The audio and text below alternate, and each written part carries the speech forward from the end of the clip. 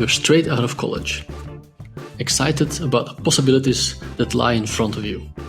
You're eager to do well at your first job, to prove yourself and have a great career ahead. Soon, you have completed 1 year, and you're thinking, what's next? When will I get to the next level? It is probably time for me now to get that promotion. However, another year passes by, and you're still there. Am I doing something wrong? My other friends got their promotions. And then yet another year passes by. 3 years have passed and you're stuck in the same position. Is there something wrong here? Is your career over before it has even started? Well, I was once again in the same position.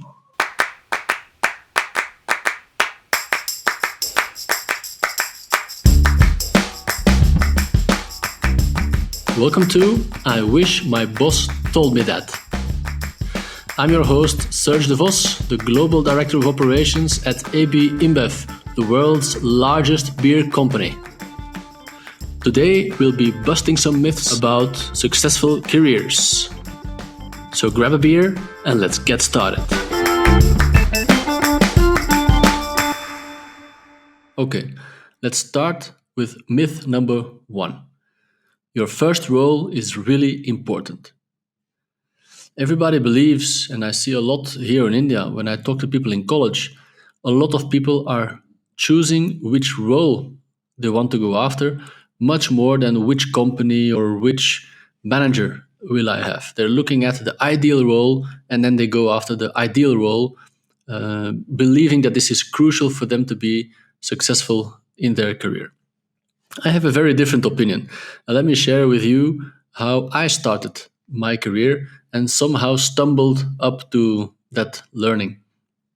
So after college, I graduate and my first role is with a booming startup that started developing software for banks. At the time, banks had a lot of very old-fashioned legacy systems, and this company was developing technology to move banks into the 20th century, let's say, or 21st century at least, with more progressive software. And I was able to join that company in the early stages as a software developer. So great opportunity, amazing role, a well sought after job at that moment in time as well. However, I very quickly realized that the company didn't really care too much about its employees. There were no people programs, there was no people support. We were just brought in there, do the job, get the job done, and go back home. Line manager wasn't too great, didn't get a lot of support from my line manager either, not a lot of development.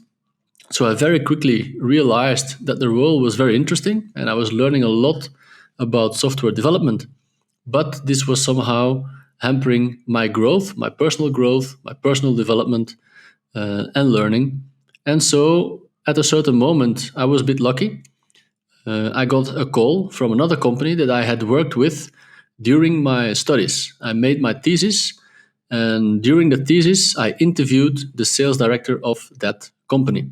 And basically the recruitment team called me and said, hey, what would you think if you join us? And I kind of considered, I talked to the sales director, we had an interview, and he offered me more or less, let's say, a back office role, a sales back office type of role. He was the sales director, he would have a sales team, and I would be in the back office creating the proposals, creating the financial mechanisms, the financial business cases, etc. That would be my role. So at that moment in time, I took a decision and said, I'm leaving this software development company, amazing role, very interesting, but I don't have a good feeling about the company as such. And I'm going to go to this company where I have a really good feeling with this manager, with this sales director, even though the role was just a sales back office type of role. And this was one of the best choices that I made early on in my career. A very tough one, but one of the best ones. Because what I can realize now, when I look back at the start of my career, is that this sales director who hired me in that second company has really turned out to be a mentor of myself and my career. He has really been there. He has developed me throughout my career and the 10 years that I worked in that company. So, is your first role really important? Yeah, of course. You need to do a job that you really like in an area that you really like and you enjoy, and a role where you can learn and develop yourself. But I believe that much more important is the company that you work for, the values and the culture of that company, and the manager that you work for. Is this a manager who supports you, who believes in you, and he's going to develop you? I believe that is much more important than the role. Let's talk about the second myth. The second myth goes like this: it's important to get promoted as quickly as possible. It's all about promotions. Again, let me go back to the beginning of my career, right? So I started with my second company with the sales director that I had interviewed with before for my thesis, and I started in this sales back office type of role. Yeah? So what I was doing is I was creating all the financial cost models for the sales director with the sales team to go out and, let's say, sell service contracts to customers. So I was there using all my financial knowledge that I had studied in college and creating NPVs, business cases, etc., to make sure that we have a profitable project every time that the sales team would go out and sell it. So I did this for the first year, and after 1 year, I was still in the same role, and I was working on different projects. Right? I talked to my line manager. He said, "Man, keep on doing this role. You're learning. It's very good. Here's another project. Let's now work on this project." So every couple of months, I would work on new projects, and gradually those projects would become bigger and bigger and more complex. So in the first year, I learned a lot about financial modeling, about business cases, profitability analysis. Great, but I'm still in the same role. Second year, gradually, I start also doing more than just the financial modeling. I also start getting involved in technical teams and the operations teams to understand how we would deliver the service for this customer, what would be the service levels that we would operate at, how we would be organized, and really creating the whole solution design.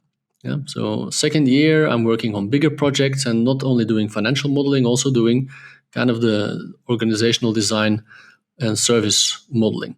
Great. After the second year, again, discussion with my boss. He says, "Man, you're doing really good, amazing. We have this really big project coming up. I think you need to be part of it, and you should really focus on the financial modeling." I said, "Okay, let's continue doing the same." I had trust in my manager, so work again on the next project, which was, by the way, the biggest IT outsourcing project ever in Belgium at that moment in time. And I was there to create the whole financial model and, again, the business case for that case. But this time I also was able to go out together with the sales director to the customer. I started explaining the financial models, I started explaining the price mechanisms, and I also started discussing with them the service models that we were suggesting. So I started getting exposure with customers, how to negotiate, how to do a presentation. And that's, again, a new experience that I had.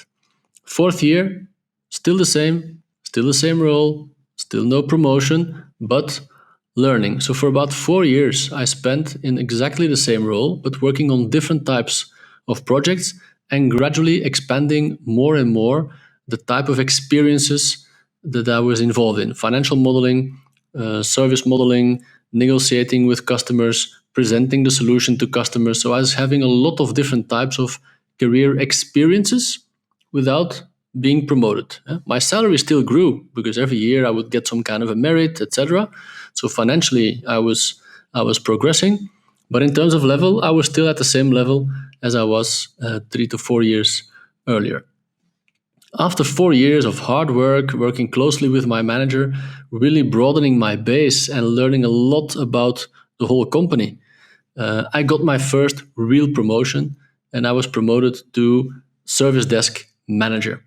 Basically, I was responsible for a team of around 35 employees, and I had managers reporting into me. So I skipped one level. I didn't become just a team lead. I basically became immediately a manager, and I had team leaders reporting into me. So I made a huge jump all of a sudden. And when I found myself in that role, I saw that everything that I had learned, all the experiences that I had gathered in those 4 years, really made me ready for this move because I knew all the other managers of all the other service departments that I had to collaborate with. I knew very well how a service desk was running because I had been describing it, I had been selling it to customers, so I knew how you had to operate it. The main challenge for me was to start managing the people, to learn the people side of things.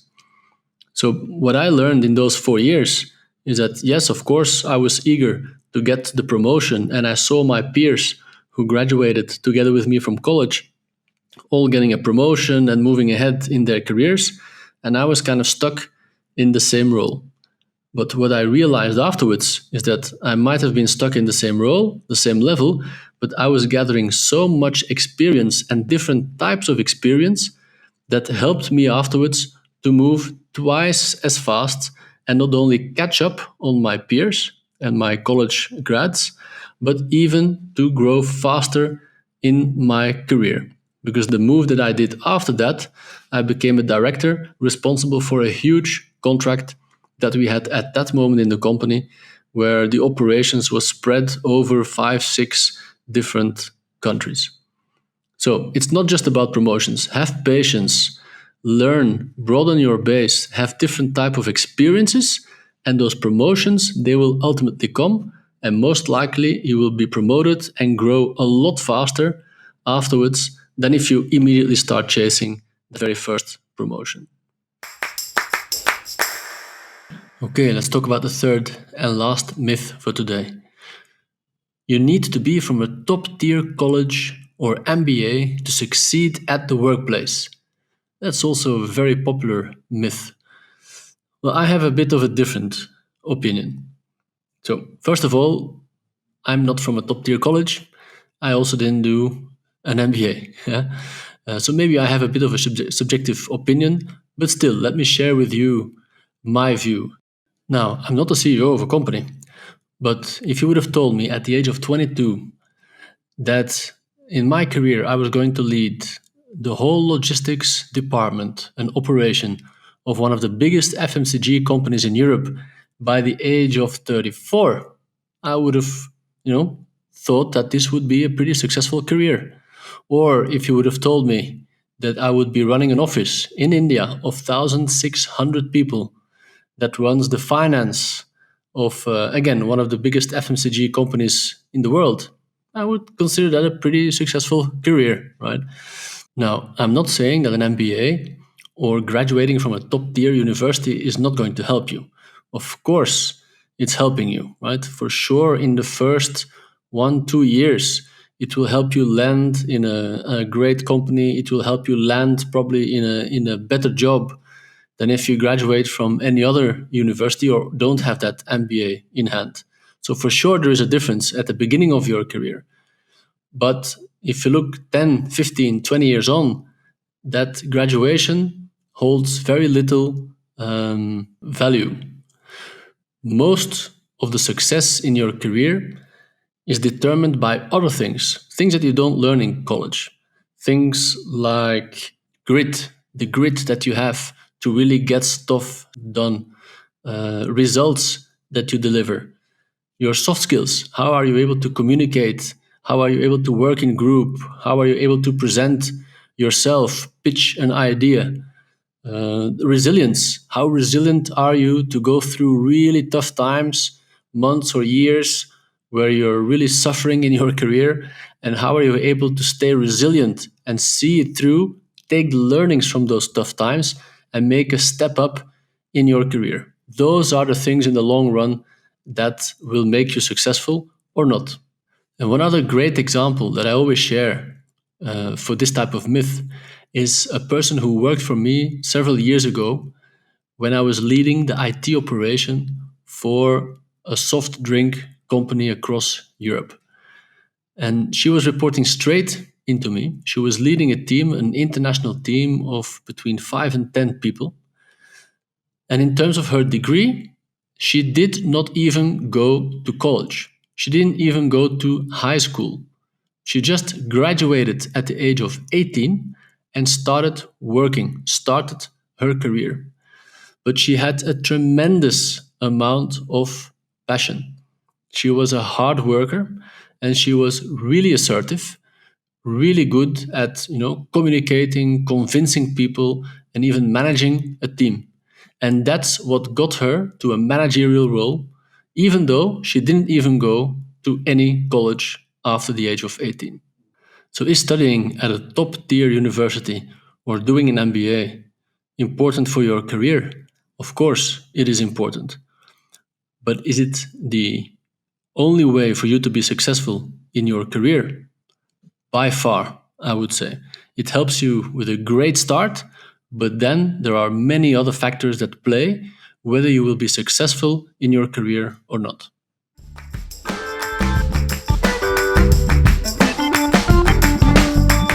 I hope some of this was helpful to you. We will meet again soon with more interesting stories and insights which will make you think, I wish my boss told me that.